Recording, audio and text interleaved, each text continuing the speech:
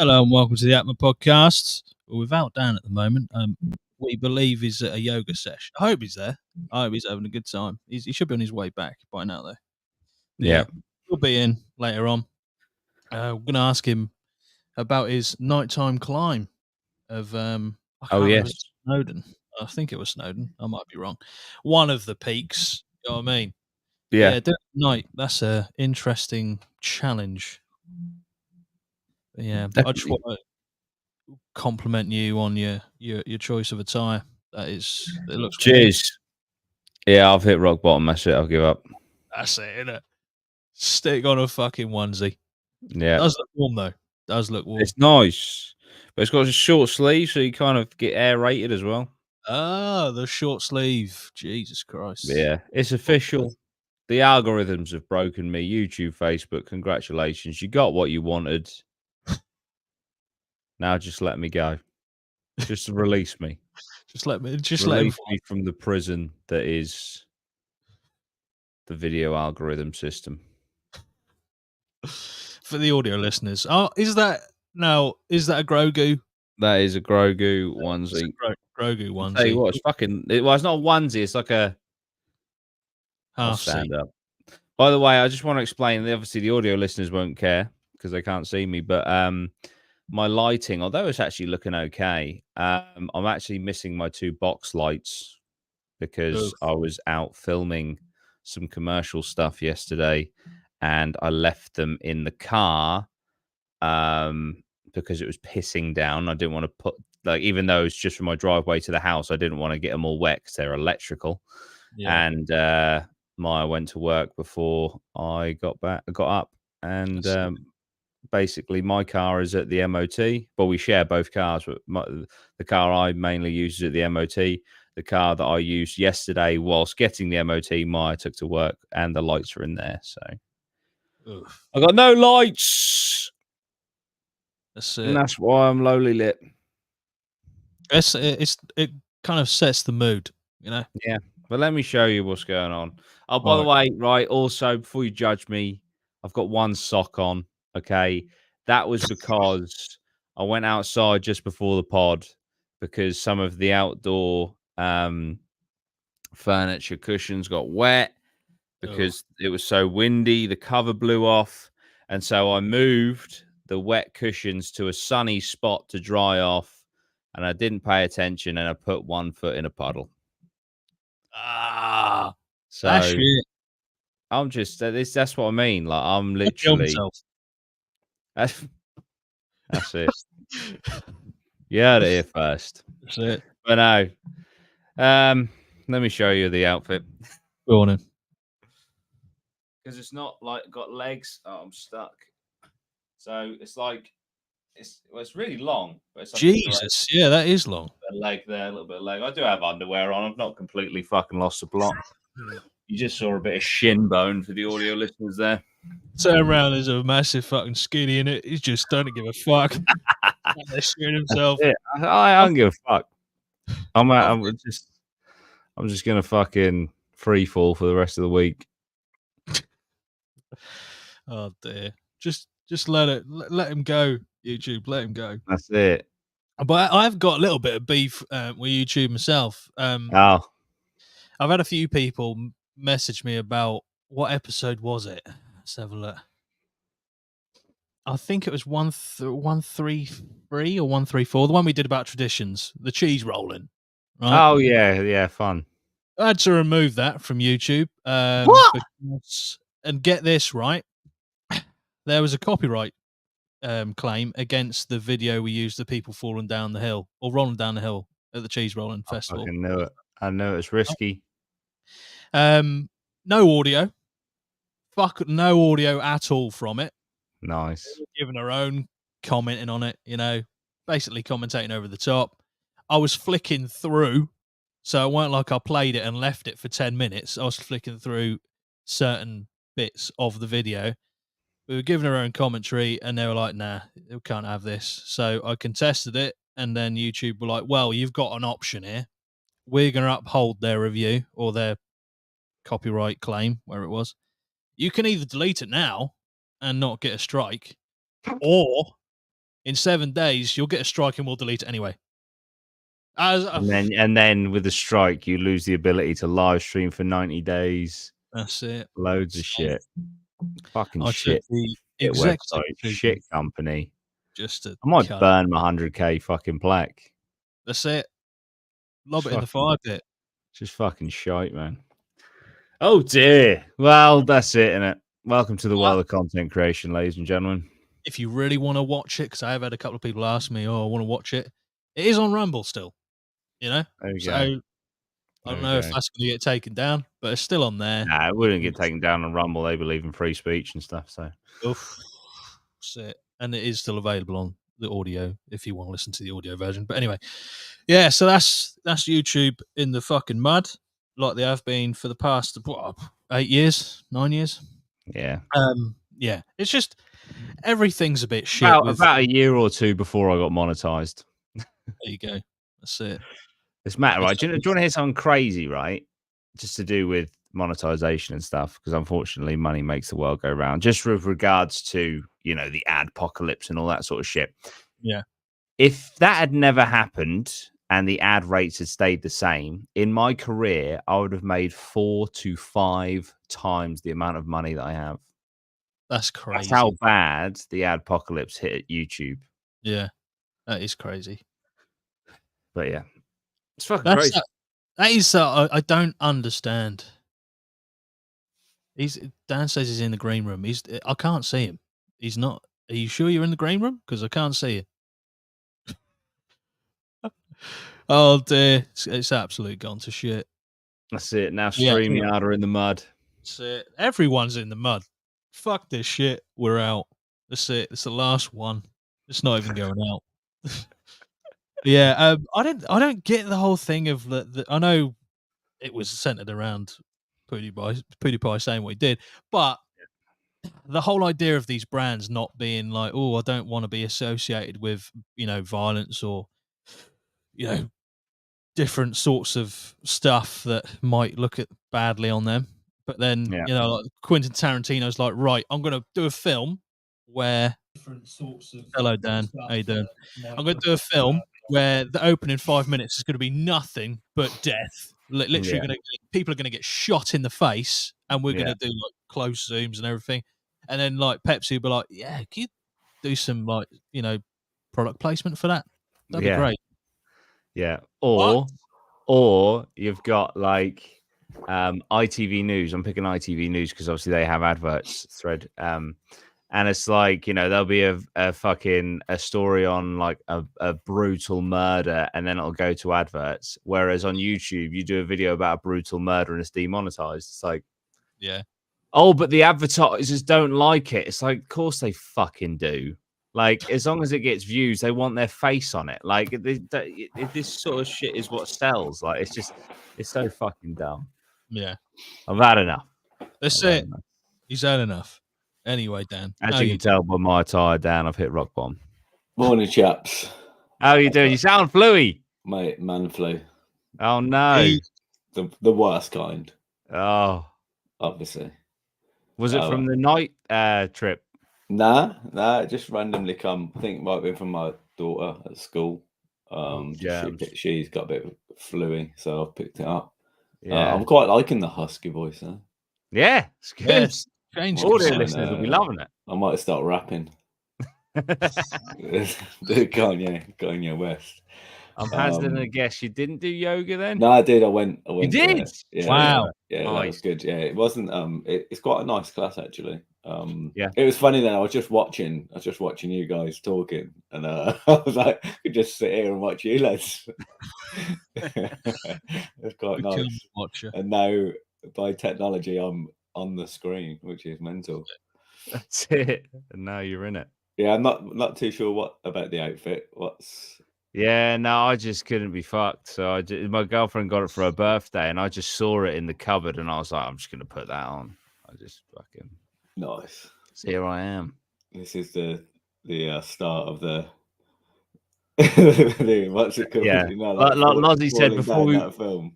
Lozzie said before we come on air, he's like, "You're not a man on the edge. You're a man that is in free fall." Yeah. That is it. Oh yeah, you jumped off the edge. He smoked off. Yeah. Straight in. It looks comfy though. It is very It comfy. does look warm. Yeah.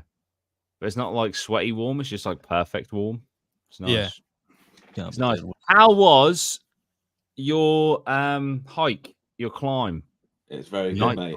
It was yeah, it was a different kettle of fish of a night. I was like anxious anyway before, just because I've never done. I've come down a mountain of like a little bit of a night, but you've just done the routes. It's fresh in your head, and you're like, yeah, it was really weird. It really played havoc with my senses, and it so like we went up, and there's a few people coming down. Maybe saw we wanted to go up in dark, summit in dark, and come down in dark because that's what we want to do on the 3 peaks. So on the way up, we saw a handful of people, maybe like 20 or 30, just at the start, and then it was like just us on the mountain. Wow. And then the rain come in, and it was like, and then the fog came in. I did a bit of research on it, just interesting about the degrees, and so like as a rough guide, every 100 meters you go up, it goes down 1 degree Celsius. Jeez. Plus at the top with the wind chill can be like another like minus 15 on apparently. Oh my god! So it can vary like almost like from the bottom car park. I think Snowdon's like what, just over 1,000 meters.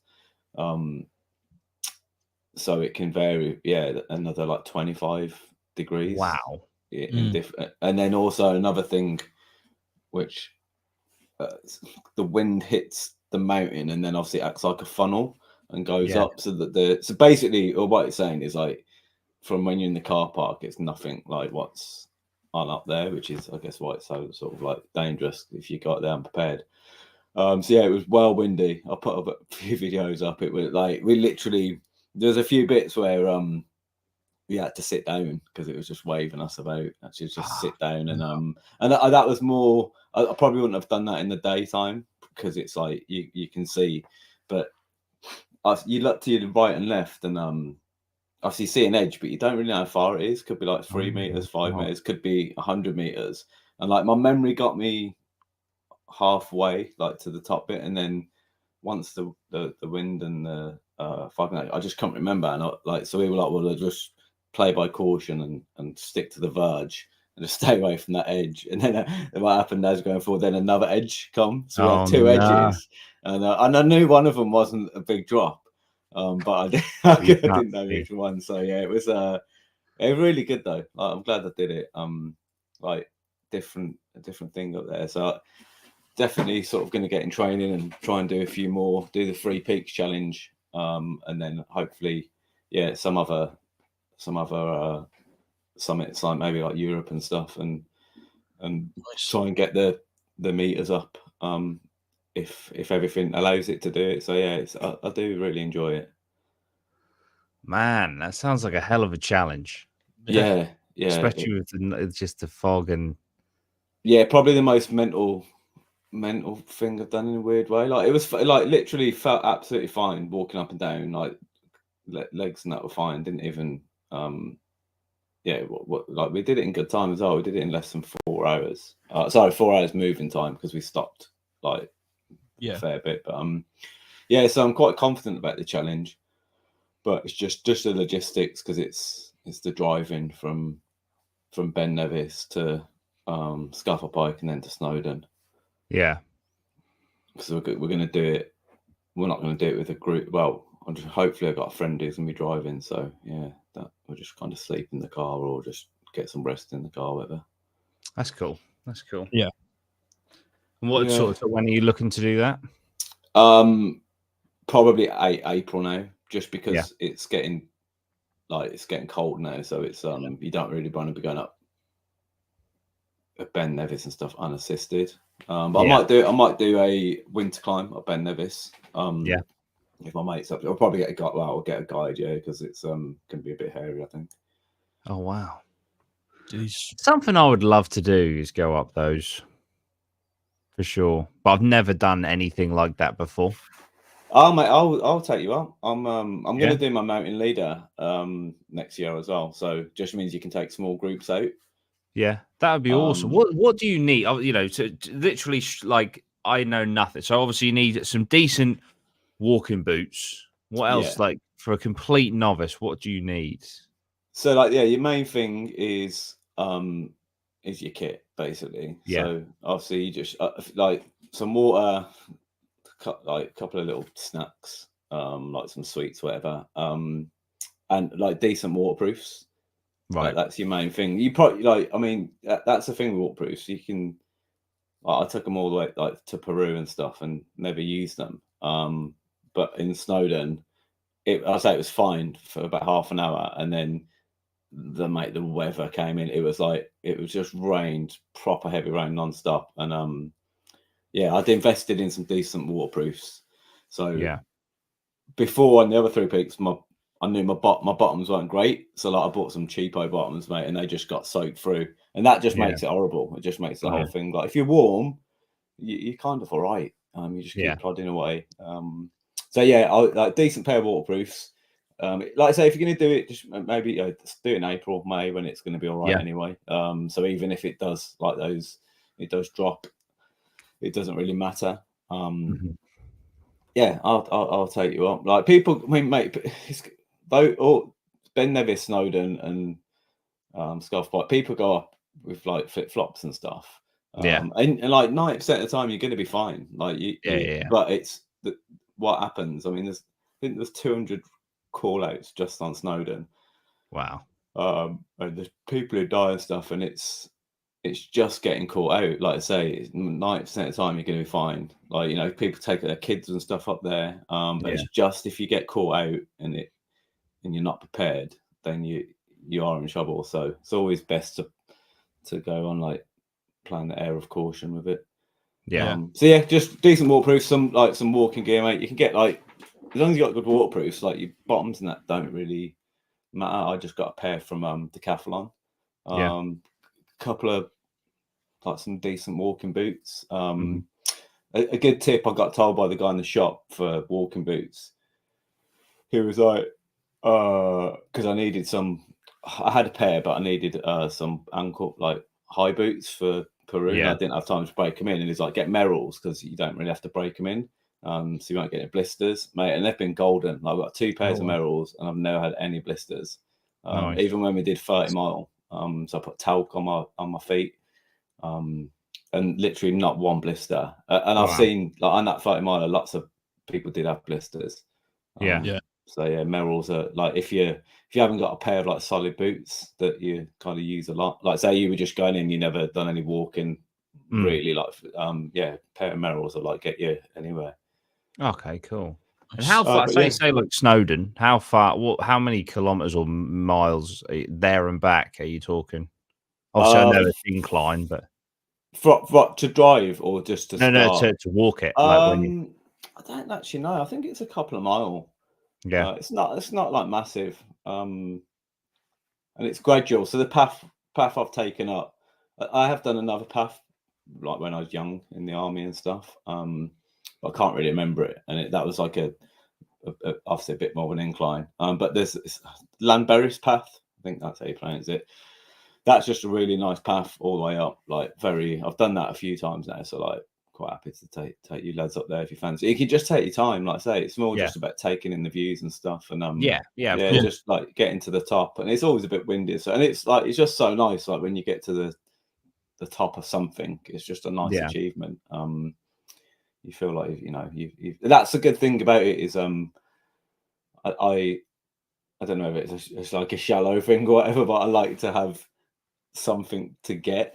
You should really you should just do it for the it's like that's an aim. You go up, you get to that bit, and then it's like cool, I've done that. Like that's the part that like it's it gives you clarity on what you're doing and what you're there for. It's a very singular purpose. So mate, any of them, Ben Nevis, like there's a few now. Obviously now we've done I've done those anyway, but after the 3 Peaks challenge, then it's like kind of looking further afield. There's like a few like challenges you can do in Ireland. There's the kind of next one on the list is the Summit Mount Blanc. Oh right. Okay. And then obviously I want to rebook Everest base camp and do Ireland Island Peak, which is a 6,000 meter peak. Wow. But it kind of sits off Everest, so it's like you kind of 5,000 meters anyway. But that'll be like a cool peak, and then it's like just slowly sort of progress. Because the big ones that like doing a bit of research into it, the 8,000 meter ones, you know, like you see Nims doing like the 14 peaks and stuff. Yeah, like it is mental. It's so dangerous to do it, and also just the cost and the time you have to acclimatize. Obviously, he's acclimatized. He's doing it all the time. So for him, he doesn't have to. He can just go up and down it. He's already at that acclimatization. But yeah, it's. I think on average it's about 25 to 30K to do one of those big peaks, and it's about a 3 to 4 month package acclimatization when you get into that high 7,000, 8,000 meters. So you're out there for 4 months. 3 to 4 months, yeah. I think there are slightly ones you can do it a bit quicker, and it depends what guides and that you're with and what package you're doing, how much money you spend. But it is like, yeah, it is a massive expedition. And something that's like not to be taken. Like, I think you watch those programs and stuff, and you see them on there, and you like, I mean, just people get altitude sickness. Yeah, obviously just at base camp and stuff. So it's like it is a massive, like he is an absolute unit. Like it's insane what he's done. Yeah.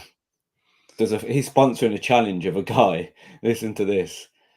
It's going to be the biggest triathlon in the world. He's swimming the Channel, so he's swimming from England to France. Then he's going to ride a bike from France to Nepal. What? Yeah, which is fucking insane. Like, so he does the swim, rides the bike, and then from Nepal he's going to start running a marathon a day, and then up through the mountains, and then summit Everest. And it'll be the longest peak to summit. Sea to summit distance run ever. So it'll be in the Guinness World Records and stuff. It's insane. It's just like it doesn't even like compute. It's that mad.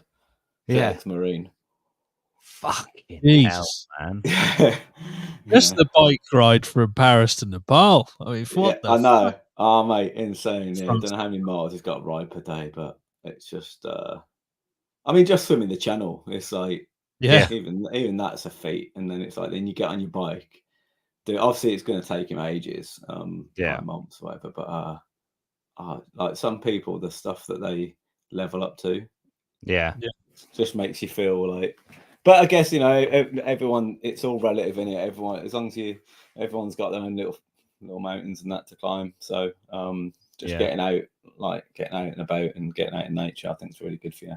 But yeah, I'll be well up for that. If you're up for it next year, lads. Yeah, definitely. It's something I've always wanted to do. So yeah, no, absolutely. Yeah. Snowdon. For me, it'd be for the views at the top. So hopefully it's not all foggy. Yeah, I don't remember having the best. Which one would you say out of the three is the best view? Do you know what? All of them. I think I've only had one. I've had one clear day in Ben Nevis, and the other time I did it, I couldn't see anything. And I've had one clear time on Snowdon. You can. There's a route you can do. Again, depends when you do it. It's 18 April. You can go up. You can leave at like 2 in the morning. 2, 3 in the morning. Oh, so you get the sunlight. And then go in the sunset. And apparently that's quite a good one for the view. So I'll be well up for doing that. Maybe not your first time just going up in the pure dark, but if I've done it again, I think I'll be all right with it. Yeah. Just as long as the weather's all right. The weather caught us out the other day, but that would be cool though.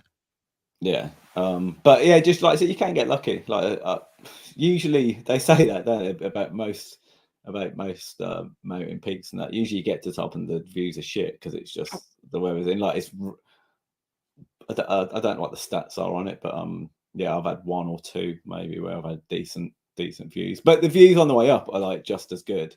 They're probably better. Nice. To be honest, just going up, the views can be amazing. Nice. Yeah, no, I'd 100% be up for that. definitely. Yeah. Connor in the chat just said, well, he said a couple of things. Firstly, he's saying that dressing gown is outrageous. Never seen Judy look so good. And then the second comment he's put here is my girlfriend's dad's mate just done a 37-hour swim around some Greek islands. Mate. Oh, just phenomenal, can't say it. Just hardcore people out there. That's it. Yeah. I have to say though, as I've been in the Greek Ocean recently, it's like bath water. It's lovely. So is it?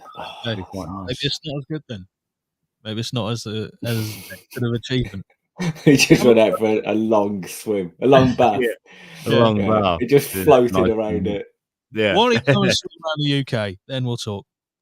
Right, I think what we'll do, we'll move on to what I was going to discuss. I'm sure we've already done this on the podcast over 136 episodes. I'm sure we've done something similar, but I can't remember. I want this to kind of be like a time capsule. I want to try and make some predictions for the future, what we all think or what we collectively think might happen. But I want to start with Neuralink because they have Elon Musk's. Was there an update? He is now basically in the period where they're going to start human trials. Oh, wow. So, yeah, I don't know what the limitations are. I guess it would probably be for America first because that's where he's based. But yeah, the FDA, which is the Food and Drug Administration in America, have approved the first human clinical trial. They did that in May, and they're now looking for human trialists to do it. So we'll see what happens, but it's the possibilities of it seem insane. Yeah, I just read some. Like they're saying on here on this article that people who have like things like ALS, which is a disease in which the nerve cells in the spinal cord and the brain degenerate, they're saying it could help with that, which is mental considering that at the moment, as far as I'm aware, there's no real cure for that. So it's just something that the person lives with until they pass. Yeah, so if that can solve or help at least those sort of issues, that would be insane. It was probably important to point out as well that is other companies who are doing this. There's been a couple that I've seen on this article. One from BlackRock Neurotech. Now, I don't know if they're linked to the BlackRock investment group. Probably. They probably are. BlackRock I'm guessing own everything. Yeah. But yeah, they've got implants basically designed since 2004. They're called I think they're called brain computer interface, BCIs. And they've been kind of in the game since 2004.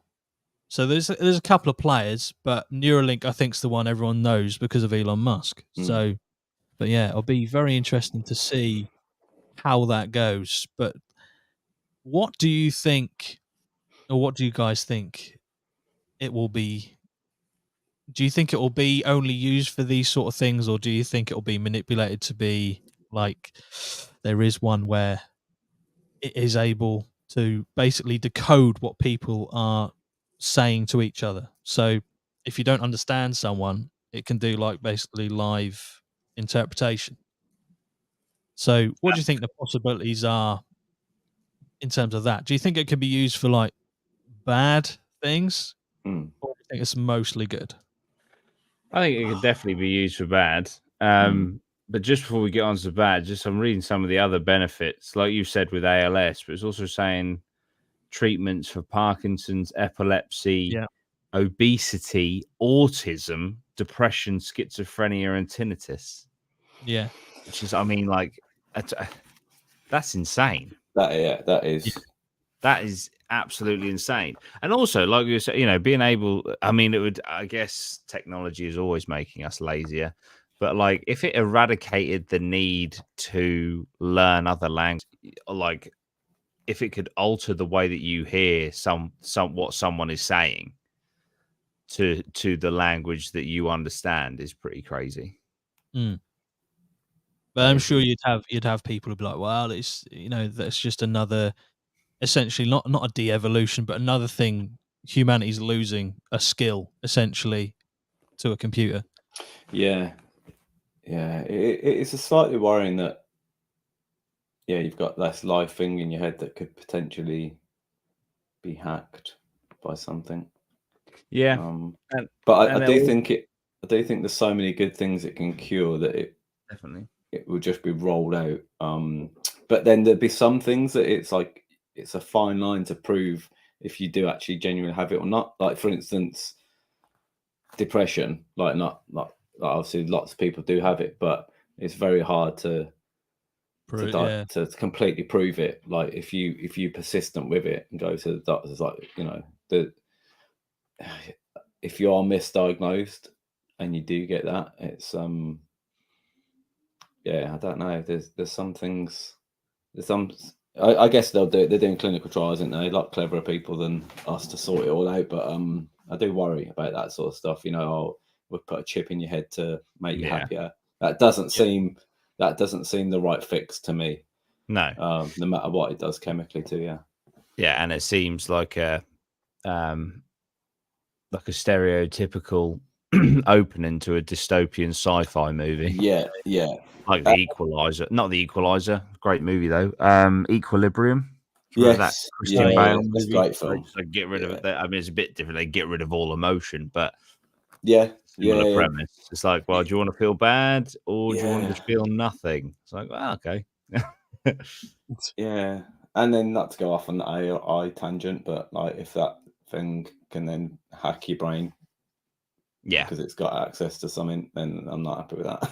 Yeah, I saw something I'm sure you've seen it before. I saw a video this morning. It's a tomato machine. Have you seen this? The one so these tomatoes are being shot through this chute ridiculously fast. And there's like these like metal fingers that are flicking all of the green ones and the defect tomatoes down into a bin. So the chute is coming past these fingers and it's going so quick. They slow it down and it just looks like just picking them out. And then it goes back to real speed and it's just fucking incomprehensibly fucking quick. Yeah. And then it's like, what if one day machines are just like, so if we just kill all the humans with defects and then just like they just wiped us out, or let's kill all the humans that look a certain way. Let's keep the red ones and not the green ones. Like what the fuck is going on here? Yeah, just through like weird programming that it doesn't actually. It's like, well, they want us to get rid of the green. They want us to get rid of the green tomatoes. Therefore, they must want us to get rid of insert type of person here. It's like, what? No, what? No, we didn't say that. What the fuck? Yeah. It's scary. It's really scary. Yeah, when you couple like the infinite bounds of expansion of AI, like with something like the Neuralink, I'm like, this is gonna be shit. Like this is not. I don't think those two together is a good idea. No, I agree. What we could do, which this is awful, is if we had a chip in our brain.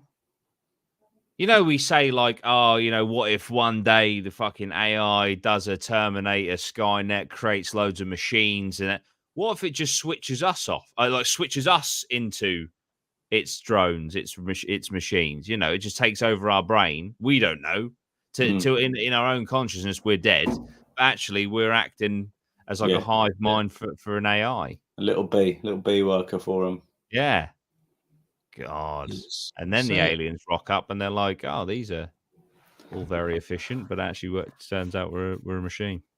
Yeah, I'm very worried about when the AI becomes more clever than us. That what's it called again? That what, sentient or there's a word for it when it goes over that peak that it's more intelligent. Because I just think that if it looks at us, we're the most intelligent creatures on the planet, and then so look how the most intelligent creatures on the planet treat everything below it.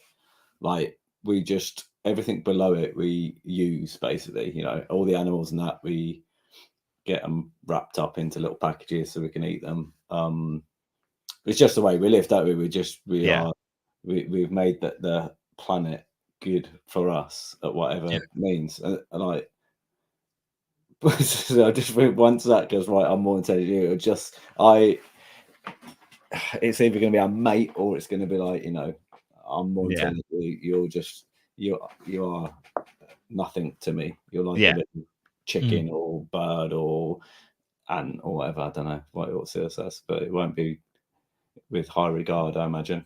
No, and because we made it, it will probably have some like reflections of us, and that is something that we have, isn't it? Like we don't have. I know, obviously, you get like the people protesting and stuff, and the people that stand up for it. But as a rule, we don't have regard for other life on Earth because we are superior. So if the AI then takes that element of humanity, then yeah, we're fucked. Were you thinking about the technological singularity? That's the word. Yeah, singularity. Yeah, which is incoming, isn't it? Yeah, the moment where AI supersedes humanity. Yeah, and apparently it's 2027, so it's fucking a couple close. Years left. It's cool. Well, no, it's not cool. I was gonna say it's cool that we get to see it, but I don't know. It's cool that we get to live through the tyranny enforced on us by AI. I'm so glad.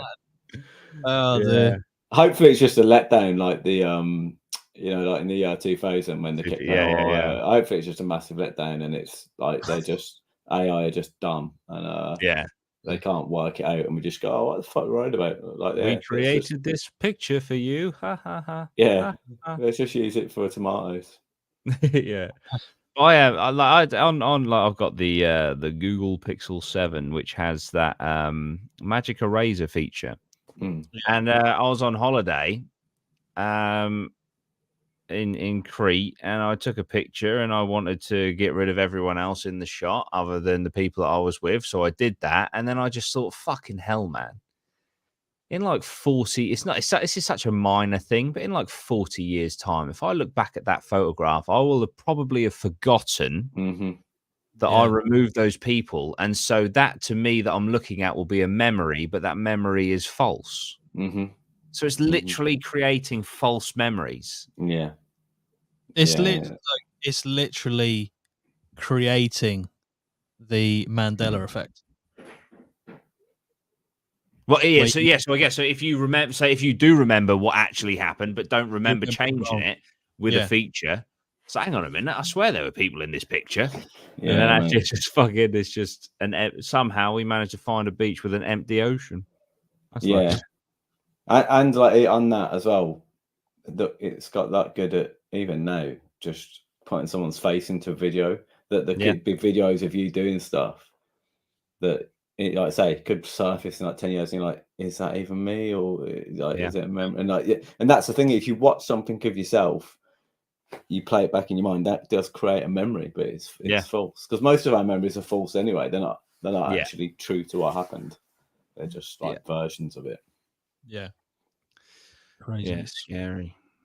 But there's some other things that are being researched that are crazy. One of them is called, and this piqued my interest because it's got necro in it, the word necro. Necrobotics. So this is reanimating dead things. That's always gone well in the movies. Yeah.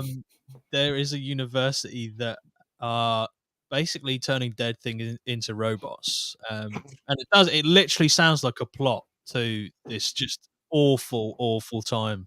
I mean, if you said what you're saying now, necrobotics was being researched by the Nazis in World War II, you'd be like, okay, I can see that. But the fact it's just a university, like, let's just turn dead shit into robots. What's the worst thing that can happen? So so you want Nazi zombies and fucking Terminator in one. Cool. Let's go. Yeah, I've seen this with the old spider. Yes, a team of researchers turned a dead spider into a robot-like gripper, given the ability to pick up other objects. To achieve this, they take a spider and inject it with air. This works because spiders use hydraulics to force their version of blood into their limbs, making them extend. It is, and in fact, they did it with a spider as well. So many people just hate spiders. I feel like they did this on purpose. But yeah, that is just not a good time. It's not a good time. Why are we doing this do we really need spiders to grip shit? Yeah, dead ones that like zombie spiders that that's fucking horrendous, isn't it? Yeah, that's the worst thing to come as a spider that you can't even kill it because it's dead anyway. Just operating with air.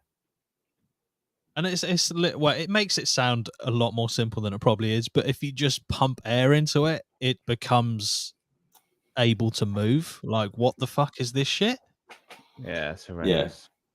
Yeah. So there will, no doubt, in the future they'll have a little compressor with air that they'll have to put in that will just pump a little bit of air around, and they'll be able to remote control dead spiders.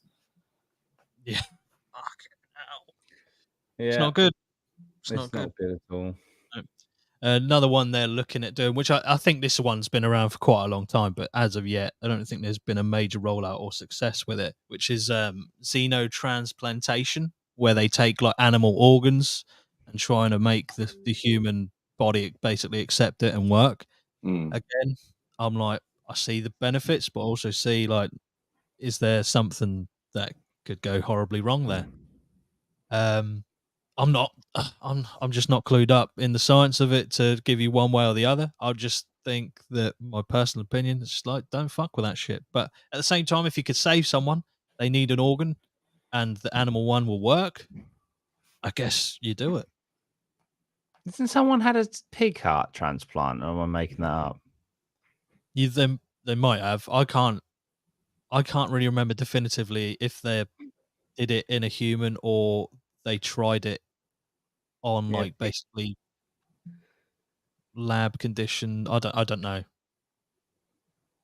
Oh, it does say here actually. One of the so someone had a terminal heart disease. They had a pig heart implanted and they lived for 2 months. So it's not doesn't work yet. So this says here that they've done it twice. So this has successfully happened twice. Successful after one of them died. I don't know.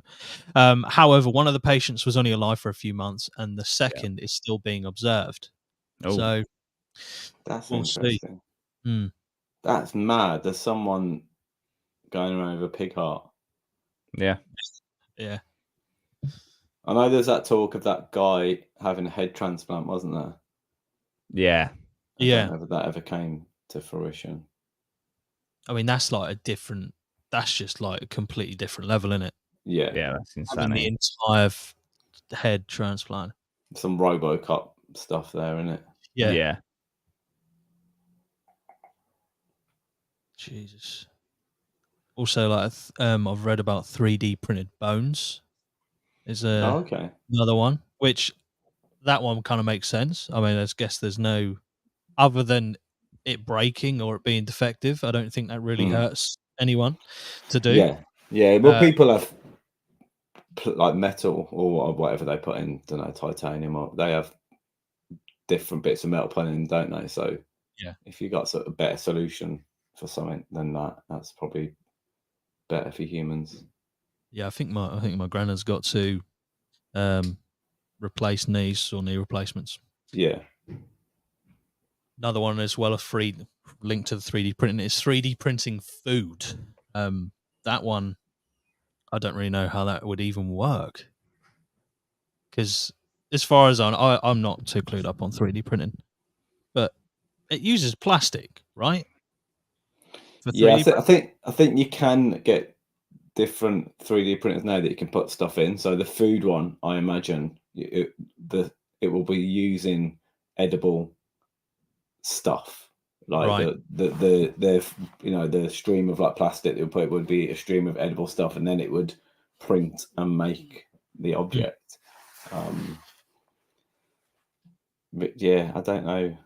I get, like I said, not too quick. Maybe it adds water into it if most of the stuff's water, so you get some water, some of this stuff, put it in, and got yourself a little chicken breast.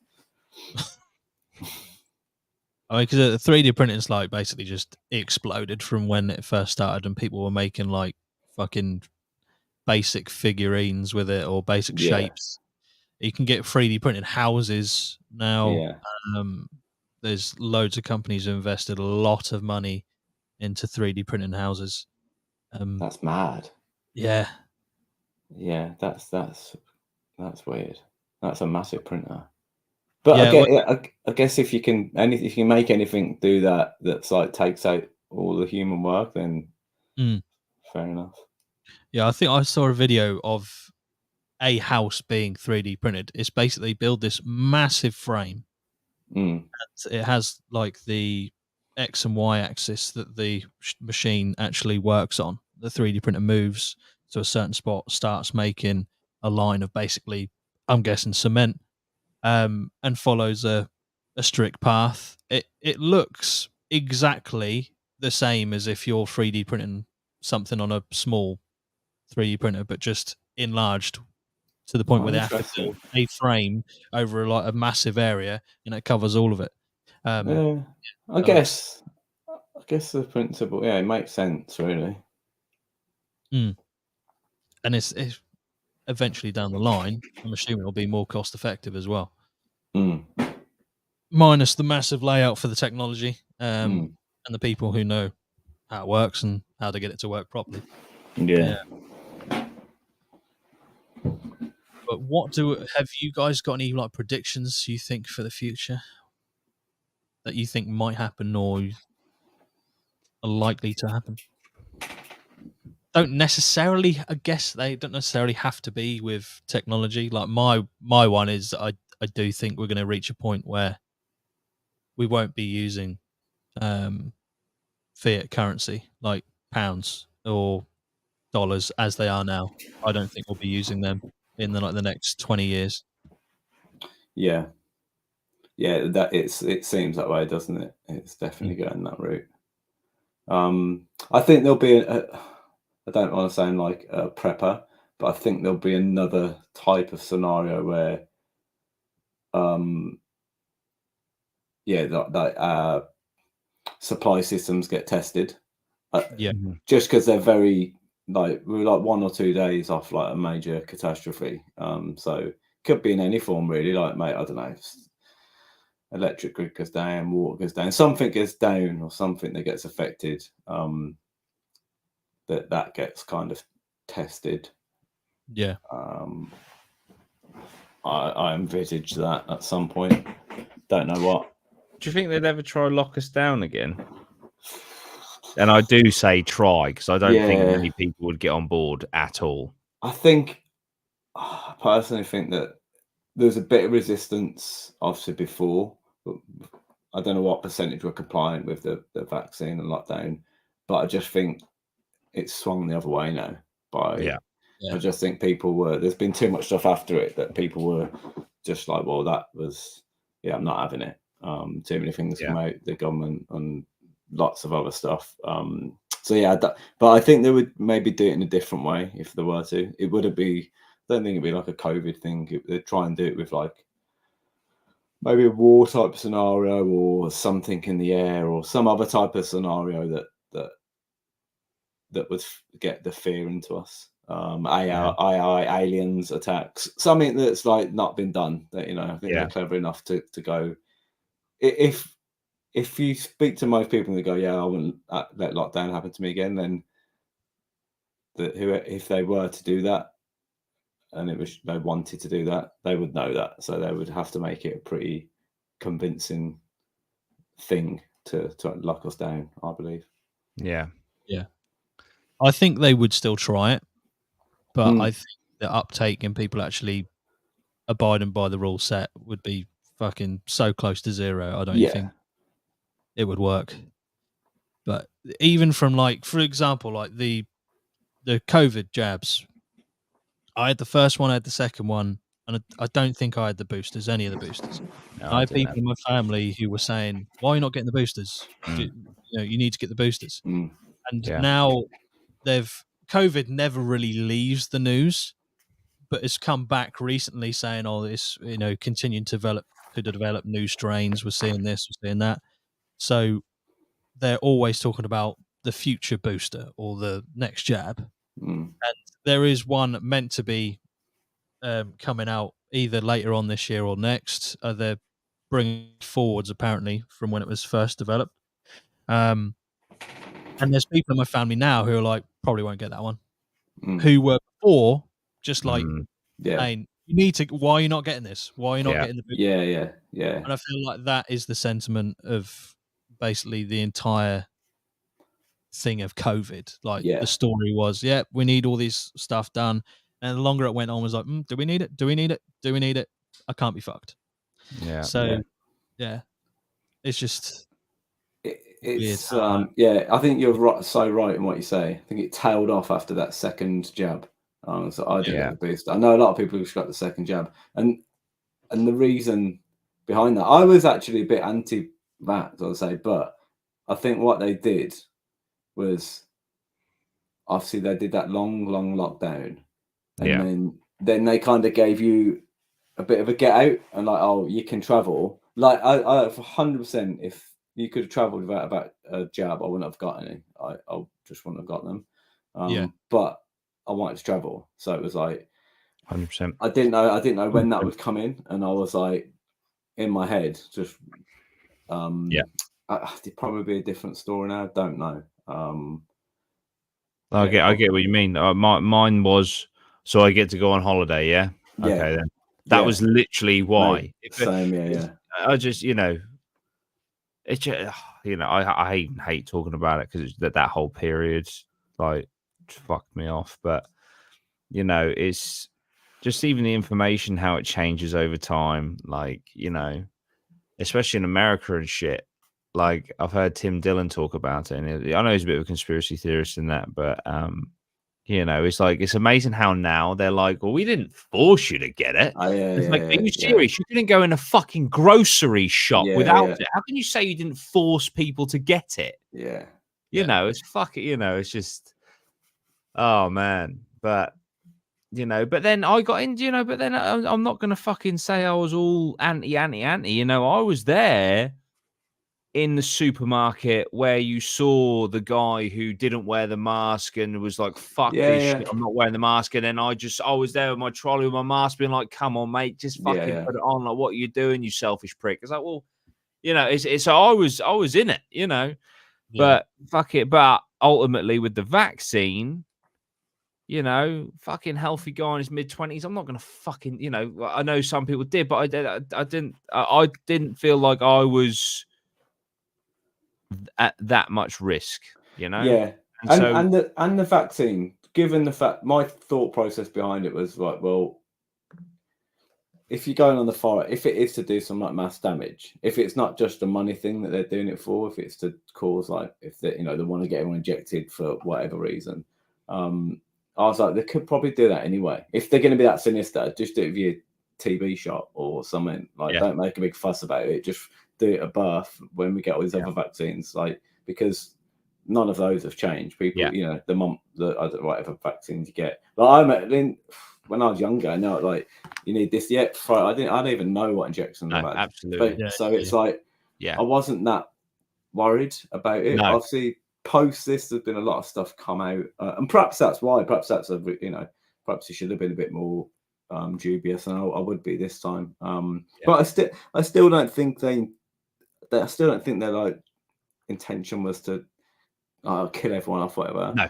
I just think it was a money thing. I just think and it usually always is. Even the other, even now, I question all my other jabs that I've had in the past. Like there probably are. It probably is. Well, probably is money stuff, but there, it probably is an actual element of saving lots of people as well. Yeah, I'll tell you the only way. My thoughts on that, I do agree. Like, so with the jabs, I got them because I wanted to go on holiday, right? Did I at any point think, oh, this is a tracking chip? Oh, this is to fucking kill us? Oh, this is to make us infertile? Like a lot of the conspiracy theorists, like they were like, oh, this is to do this. No, I didn't. The only thing that I regret with the vaccine is that it was, and it needed to be, I understand, but it was rolled out very quickly with very minimal testing. So from that point of view, you can see it as reckless, to do it unnecessarily, should I say. But I never thought like, oh, this is for population control, like a lot of people did. But you can't deny that they rolled it out quickly. Again, caveat, because they had to, so they must have skipped some things to do it. So Yeah, but I was at the time, it was a very, very controversial stance. But I was like, hang on a minute, what do you mean it came from a fucking meat market in Wuhan when there's literally a COVID and viral testing facility, weaponized testing research laboratory in Wuhan? Is that not fucking obvious? And it's like, whoa, that's a bit racist. What do you mean? And now it's like, oh yeah, well, yeah. It came out of the lab accidentally. It's like, well, yeah, fucking obviously, Yeah. But just stuff like that. It's mad how if you just give things a few years, I think so. It's all right. Maybe going forward. Yeah, you're right. Yeah. Maybe going forwards, just don't leap to any fucking conclusions because the truth's just going to come out. Don't back things to the hilt. Don't fucking, just it's just going to, because the bollocks, if it's bollocks, it'll come out, Yeah. But Zenbass said, I know we're really into fucking COVID and lockdown chat now, but Zenbass says about look at the excess deaths. Yeah, I mean, if I had fucking COVID documented and then got hit by a bus, my death would have went down as caused by COVID. Yeah. That was all bollocks. That was sus as fuck. Like how they just exacerbated all the death numbers. Yeah. We said there about the future thing. Like that was kind of my point as well. Like how quickly like society not crumble, but just like we were very fragile. You can see, very as a whole, right? Not very reliant on. We're all sitting in our houses. We're kind of like, if you think about past civilizations, like they weren't, reliant on food supply chains, and they were like quite self-sufficient. And I know, like the Amazon people got wiped out by disease and that going through, but like I just feel that we are as an earthly nation, we are very. I feel like we're on that brink, man, of like, just, there's not enough money for everyone. Our whole system relies on money. As in like there's not enough cash in the banks. Like we seem on the teeter, like the food supply chain is like 1 or 2, 3 days, like coming through. It just seems like if there's a few things that go wrong, we're like very susceptible to chaos. Yeah, definitely. I'll tell you the other thing for me, which it could have just been my own naivete, but for me, and I know it was unlike anything that we'd experienced before and that, but COVID was like, oh my God, the government don't have a fucking clue what they're doing. They're actually making this shit up as they go along. How often do they just fucking make shit up as they go along, kick the can down the road and wait till they get to it? Like it was like, holy shit, they have no idea. Like it may as well be me in there. They have no idea. Yeah, 100%. Yeah. And how many things is like that? Yeah. That also leads you to the other question. It's like, well, you can either think there's someone plotting it all and orchestrating it all and very clever and doing all this stuff and know exactly what they're doing, or it's just a fucking shit show and no one really knows what's going on. And like, and the stuff that they're doing causes harm because they're shit. And I tend to go through that route. Unless it's all run by BlackRock above everything. Vanguard and all these fucking the Rothschilds, whatever they are. Yeah. I was literally about to say, if you had the ability to, and you could follow literally all the money, you'd find out what's happening. You'd find out who's making the moves, who's making the influencing. Watch the Tim Dillon, and I know it's a comedian, blah, blah, blah, but he had RFK on there recently, JFK's nephew, who's running for government, for president. He had him on the thingy, and some of the shit that RFK says about like BlackRock and all that sort of stuff, how they own the housing market and how they're like manipulating it and shit to like, because they loan money out or they get money loans, but they own the banks that they're loaning from, so they can never lose, and all this fucking mad shit. It's just it's fucking crazy. You should definitely give it a watch, even if just for a laugh. It's insane just to like, but. And obviously he is terrified of assassination because of his uncle. and he reckons that his uncle basically peeked behind the curtain at how all of this actually works, and that's what got him killed. Yeah. And now, is that the one with the voice? Yes, yeah. He had I think he had like some sort of degenerate disease or something that fucked his voice completely. But yeah, it's every time he speaks, it sounds like a massive effort. Like fuck it. But it's a fascinating podcast to listen to. The Tim Dillon RFK episode was like 2 weeks ago. Yeah, he's on Joe Rogan as well. He was on Joe Rogan recently as well. About the vaccine. I was like, all that shit got me thinking about the vaccine. I was like, I was just like, oh yeah, I didn't think about that. Yeah. Have you seen Painkiller on Netflix? It's the dramatization of the origins of OxyContin. Right. And how because that was like fucking like, or still out of it, like 20 times the potency of heroin, wasn't it? Yeah. And it just crippled the country. But they were just making so much money off of it. Yeah. It's absolutely disgusting. It's always money, man. That's the thing. That's it's always just about money. Like that's as sinister as it gets. There's no like there's no like, you know, country. They need people, and they need you alive because they need you to be working. Yeah. Because they need you to be functioning to make money. Because they just want more money. Yeah. It's just it's at the root of everything, isn't it? It is. Yeah. And it's not even like I think there's that many like with BlackRock and all that. There's that many like shareholders and that at the top, and they need to earn so much money that they only get a small percentage of it, but they need that to do their lifestyle. So it's just like it's like we'll just keep rolling it out to the masses, whatever, you know. It doesn't matter how many people you hurt or whatever, just because there's a bunch of them just living a lifestyle. And they probably get duped into it anyway. They probably, you know, they don't know if stuff's right or wrong. Like they just think, oh well, let's just send out. Who gives a fuck? Like as long as it makes money, who cares? Yeah. It's just a point when you talked about medication. You just remind me of a video that I saw a couple of weeks ago, and I might butcher this, but it was essentially a pharmacist talking to a podcast host. I can't remember their name. But he was basically saying how it works in America is you've got the insurance companies, the health insurance companies. Basically, you pay into it through your from your wage, essentially at work.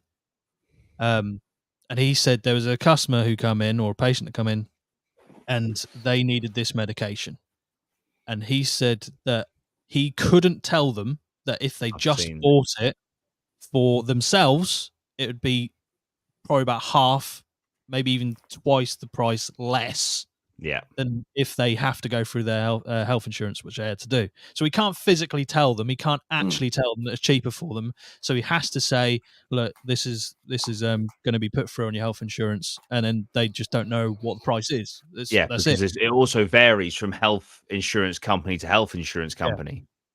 And it's like, fuck, man. Yeah. Like, so if you just walk in there, you can buy it for say $100, but if they have a deal with a health insurance company, they'll sell it for like fucking $250. It's so strange. So strange. And then another health insurance company would be like $175. So he couldn't give a straight answer because he didn't know who's buying it.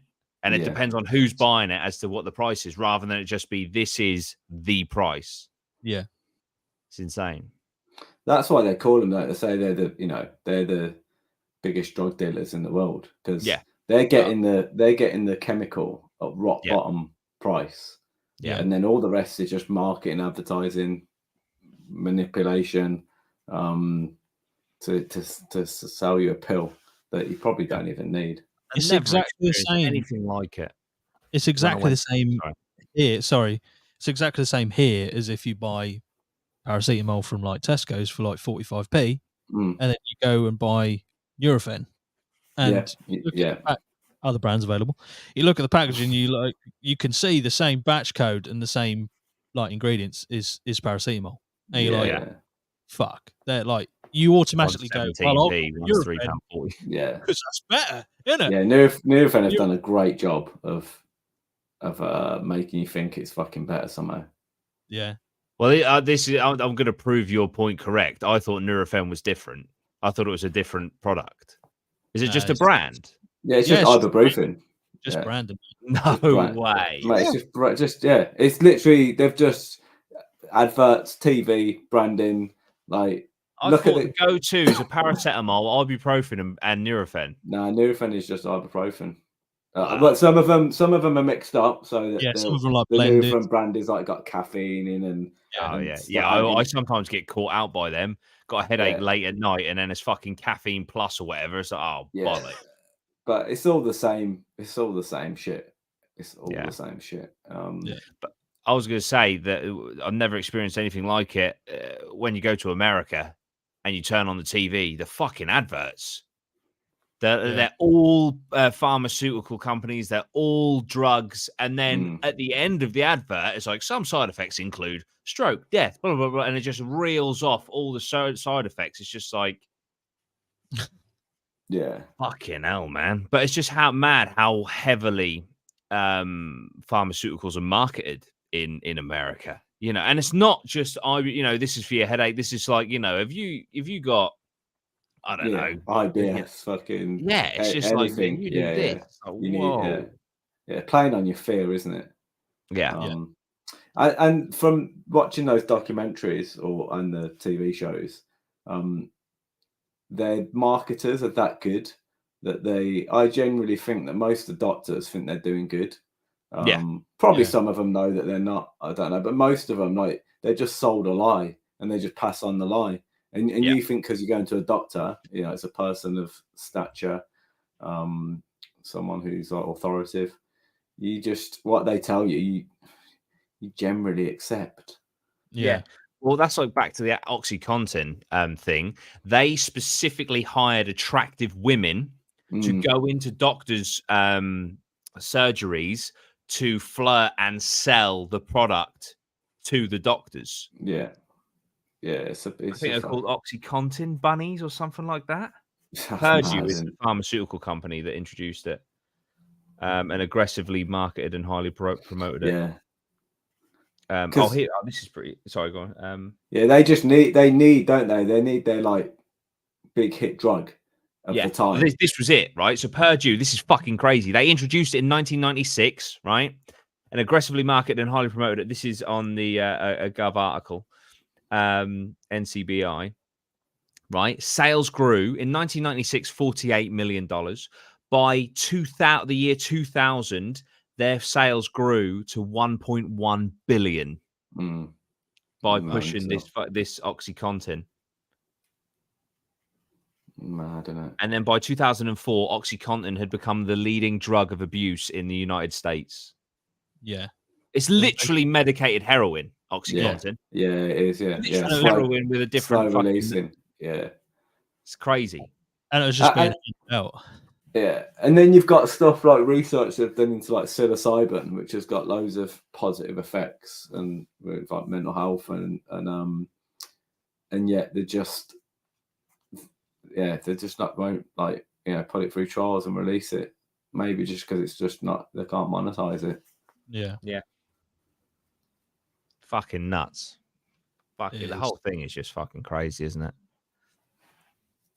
And but sorry, Dan, go ahead. I was just say, I don't know about you guys, but after watching all that stuff and these programs coming out, like I'm a lot more dubious now when I go to the NHS or the doctors. Like I don't say I don't believe a word I say, but I'm just like, I'll check stuff myself. I look for like alternative, like natural remedies and stuff. I've just lost so much. But when I was a kid, I would go, if they were like, you need to have this, and this. Yeah, okay, injection, boom, take that. I was like, they know exactly what they're doing, But not. I'm not saying that they don't. Obviously, they do a lot of training and research and stuff. But the people above them are just. There's a lot of weird schemes to make money, and they're kind of part of it, unfortunately. Yeah, but they don't have to tell you the truth. Like a doctor doesn't have to tell you the truth. They can't necessarily put you in harm's way, but if you ask a straight question to them and they give you an answer that you don't find to be straight, it's because they don't have to tell you the truth. Like, they don't have to tell you anything that isn't going to be bad for your health. So, yeah, I suppose you should have a slight amount of skepticism about. Well, also they're human, so they get things wrong. wrong. They get things there, like, and they're under immense pressure. Yeah, like my granddad, he, and this was back in the 90s. He died when I was 2. So what happened with him? He had horrendous asthma and stuff, and he also had type 1 diabetes, I think. Anyway, he was given some medication, and he was on it for like a year or 2, and he got worse and stuff. And then he went to the hospital, and the doctor came in and saw him taking this medication. He apparently, and my nanny and my uncle, who was the eldest son, were there. They swear this is true.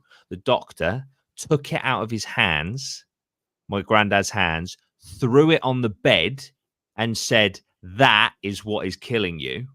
A medication that a doctor had prescribed. Yeah. And apparently the whatever the fuck it was has since been, like, banned or whatever. But then then he had heart arrhythmia. They stopped his heart in order to restart it, to reset the rhythm, and just couldn't restart his heart. So that's how he sadly passed away. But yeah, they were literally medicating him with something that another doctor comes in and just instantly goes, "Why the fuck are you taking that? That is what is making you worse," Yeah. I think they're so busy as well. I've seen you notice even more like nowadays, but they're within the nicest way. They just want to get rid of it as quick as possible to get through the next person, because they're just up against it all day. So like they haven't got as much time to really sit and but like that quick diagnosis and get rid of it could be like the wrong diagnosis, and then like you say, the implications of that is you're potentially going away and taking something for months and months in your body. I was on naproxen, sure, really heavy. It's like for migraine. I was on that for about 1.5 years, and for massive migraines.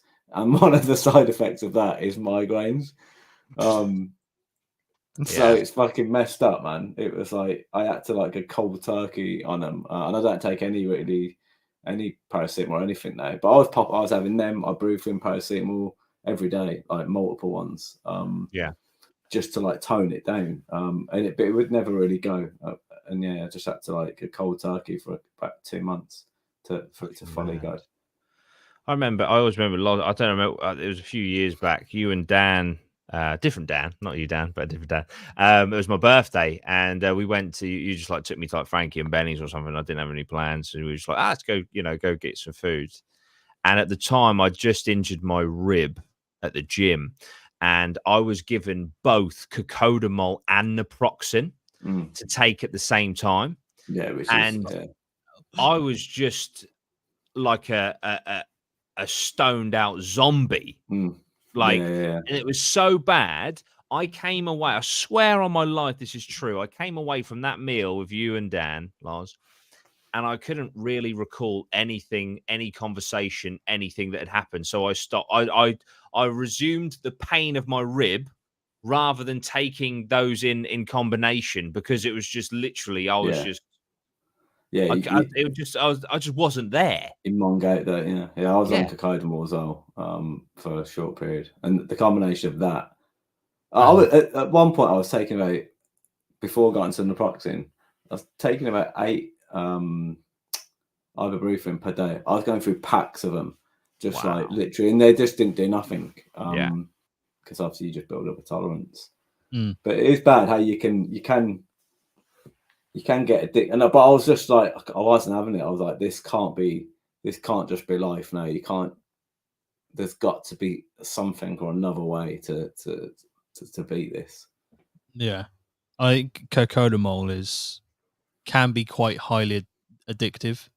Naproxen I don't know too much about. My other half's taken naproxen before for like a knee pain, and it is strong. Like it is fairly strong, as is cocodamol. So given you cocodamol and naproxen to have at the same time. There is a caveat to this, right?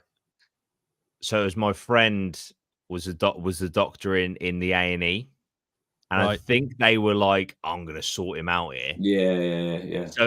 So that could also be, but you know, still not great.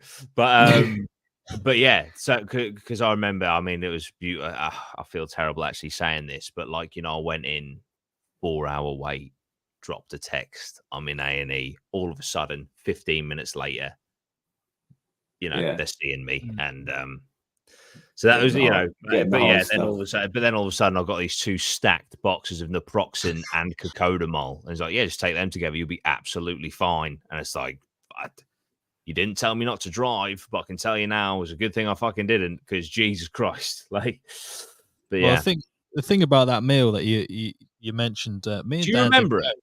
Me and Dan weren't there. I was just sat there by myself. That's brilliant. I was in my bedroom. I wasn't even in Frankie and Benny's. No, I do remember that. I do remember taking you to Frankie and Benny's, which is now that's closed down, the one we went to. But yeah, that was. I remember you had that issue with your rib as well. Like, yeah, because it really annoyed me because I injured my rib on an incline leg press machine. Basically, as my legs came down towards my body, my rib just popped. Ooh.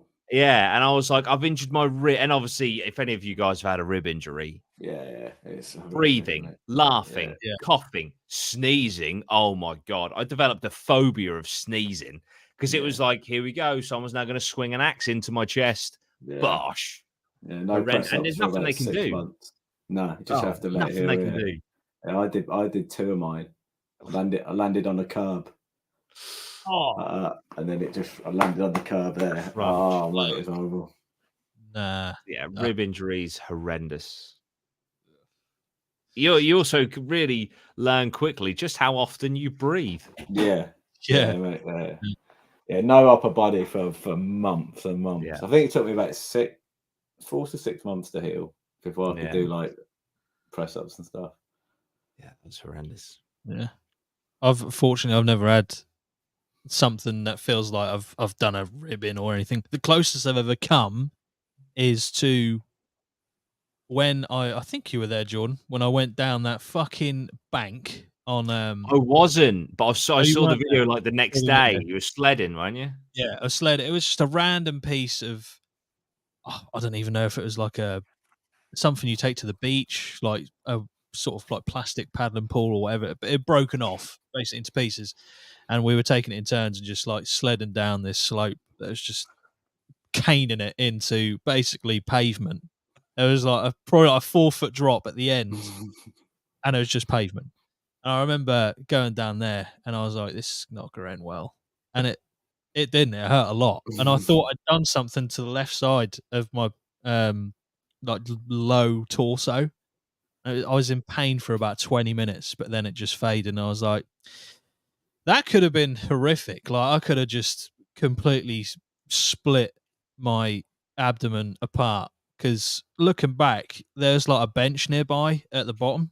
If I landed, if my body hit that bench, oh my God, that could have been so different. But yeah, that was young and stupid.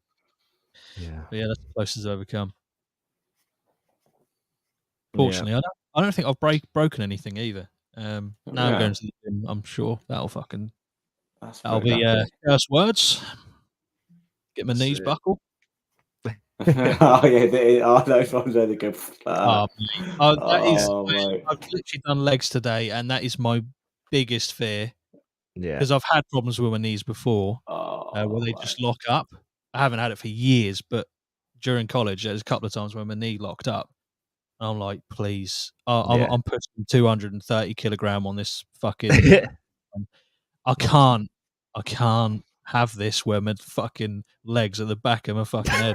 Just make sure there's always a slight bend in the knee, even so. Never, ever lock out ever on a leg. I think press. it was last Saturday. There was this guy, and I kid you not, his knees were hyperextending, and I was like, mate, I don't want to tell you anything because, you know, I've only been here for a few months and you look pretty fit. Like, you look like you look after yourself pretty well. But my God, I can't just sit here on this rowing machine watching you potentially have your legs buckle. I can't do it. So I just went, I'll go on the fucking treadmill. Fuck this. I can't do it. Can't watch. I sometimes watch those clips with the weight where they're doing stuff, and it's like, I mean, they're doing like moves, and you're like, why would you wouldn't even just do that normally? Like, why are you doing it with weights? Yeah. Like, I don't know. You know, you can see it as well. It always just like when they like start hanging them from like under their legs, and they're like doing, and it's just like. Or I watched another guy he put weights on there, and he's supposed to hold the bar and lift them like that, and then he had that just balancing there, and then he got another one and was lifting it, and then that one just swung over. Never mess with weights. No, I knocked myself out when I was young with a weight thing. Not even. I mean, it was stupid, but it wasn't even like trying to show off on it. So I had a weight thing in my in the living room. And my mum was talking to me, and I was taking the weights off to make it lower. Oh no! And so that one had 2, and this one had 2, and I just grabbed that, and I just pulled it. I didn't even think. I just pulled it off, and then there's a metal bar, and it come up like, and it hit me under the eye, and caught me, and I just looked round at my mum, and then I was like, I just and just dropped to the floor. I just like shaking me, waking me up. Yeah, it caught me right under the eye. Just a little. Fuck. Yeah. Yeah, man. You always got to take them off evenly. Yeah. I saw a video literally the other day of pretty much that.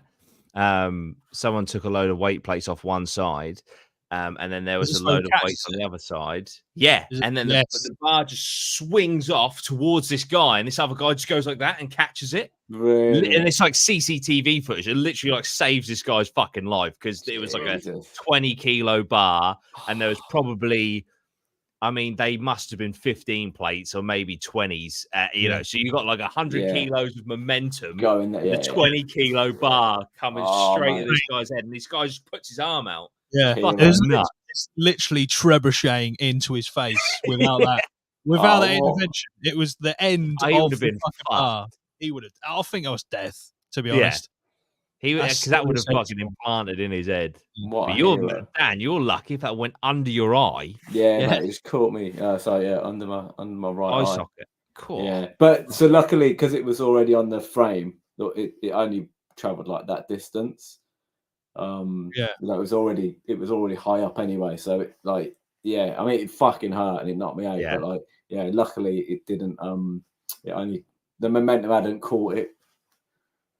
Yeah.